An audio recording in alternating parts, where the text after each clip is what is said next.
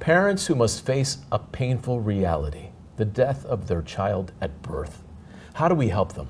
Hello everyone, and thank you for joining us. I'm Joe Basichia, here with Ann Coyle. She's the manager of the Perinatal Bereavement Program at Virtua, and we're also with Lisa and Danny Hindley, two parents who know that program all too well. Hello and welcome. Hi. Hello, Joe. And we'll certainly be talking to you about the services that are at the Perinatal Bereavement Program at Virtua. We'll talk about that in a moment. First, though, let's go to Lisa and Danny. This is a topic that many folks may say, you know, they may turn their head away from. It becomes uncomfortable. But you say just the opposite. Let's be vocal about that. Why? Because it's your child, because you should talk about it. When you meet someone, you ask them about their kids. There's no reason to not talk about the one that's no longer with you. You still had that child. So why not talk about your baby? 31 weeks, Mm-hmm. Julia, born, stillborn. Mm-hmm. What does that term mean to you? It means she was still born. Still born. She was here. We got to hold her. We got to kiss her. We got to say things that we wanted to. Obviously, she was not, spiritually with us, but she was physically with us, and that's what stillborn means to me. She was still born. Danny, you are a man's man, hockey player, a hockey coach, a father, a husband. At this point, though, you had to be devastated. Yes, my world got flipped upside down that day. As a father and a husband, you try to protect your family, and I felt left vulnerable. But very quickly, I felt like it was okay. I had to be there, be strong for my wife. I still had another child at home that needed a parent, and I just had to accept as much as I could what was going on. What would be your message to parents who are going through this? To embrace every emotion.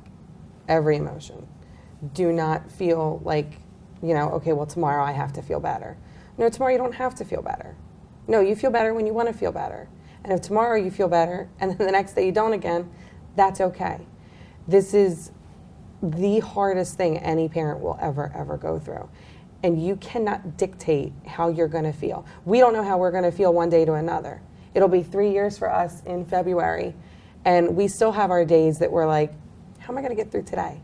How am I going to wake up tomorrow? Or tomorrow's going to be a great day, and we're going to have so much fun. You never know, but you have to embrace every emotion, because if you don't, then you're holding it in, and it doesn't help you at all. What helps you is to feel every emotion and go through it. What is so obvious is that you're not alone, especially with the two of you, but also with this wonderful individual here. And while the death rate in the United States in this category continues to improve, and New Jersey is one of the best in the death rate, the fact is there are parents just like Lisa and Danny. What do we do to help them? We try to do as much as we can at Virtua. Started with, just me being a nurse and caring for people, and Virtua certainly emulates that feeling. We started the Perinatal Bereavement Program at Virtua, which includes helping the parents right where they are, meeting them as soon as they get the news and walking them through if needed. We also follow them up. We have great support for them. We also have a palliative care program if they're given a life-limiting diagnosis, and we follow them through that pregnancy as well. The power of people, support groups, advisory board. How important is it that that is a vibrant two-way street, that we're listening and people are participatory? We wouldn't have our program without our advisory board. People like Lisa and the other parents that are on the advisory board, I think I have ideas of how things should work, and I just bounce them off of them, and sometimes they turn it around and open my eyes every day when I talk to them. Lisa, has it mattered? Oh my gosh, yes, absolutely. I mean, I've been on both sides of it. I've been a recipient of the ideas that come out of the advisory board, and now I'm on the advisory board. And it's so nice to be able to say what this worked for us, but now there's a new idea too. And we even joke that sometimes I get a little jealous because these new mommies get really amazing treatment, but the advisory board is just full of amazing people. The attention to perinatal bereavement can be seen in a visual way at the Angel Garden. What is that? The Angel Garden is a place at Virtua between two of our buildings. It's a memory garden for parents to have a plaque on the wall with their baby's name. There's a nice big angel statue holding a baby that a parent donated.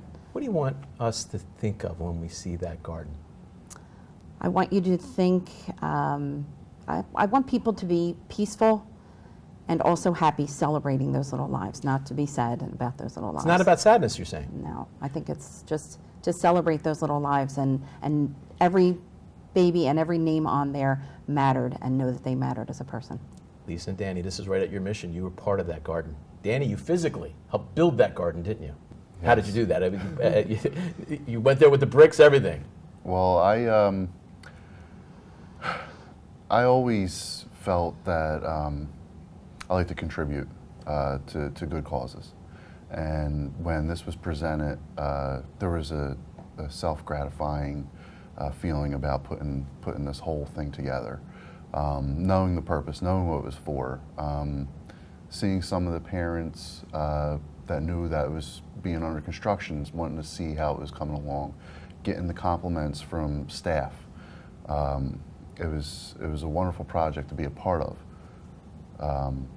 Actually, Lisa, while he's constructing it, you're actually helping put it together for funds, actually help raise funds for that. It was much later, yes, because after the Angel Garden was built, was Julia passed 3 years later. So that, turned around for us. Now it's like full circle.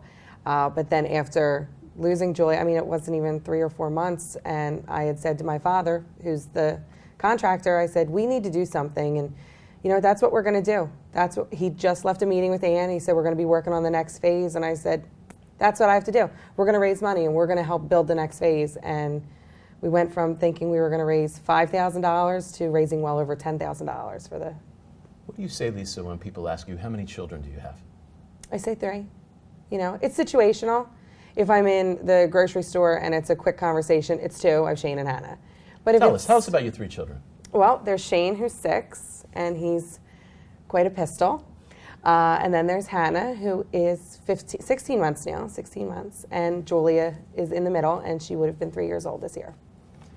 Lisa and Danny, thank you so much for being with us. I know your message is very strong, especially even to caretakers. And one of them is right here. I guess you can't say enough about caretakers, can you? No. She's amazing. Ann Coyle, thank you for being with us. Thank you. And thank you for watching. If you want to know more about information about the Perinatal Bereavement Program at Virtua, go to 1-888-VIRTUA-3.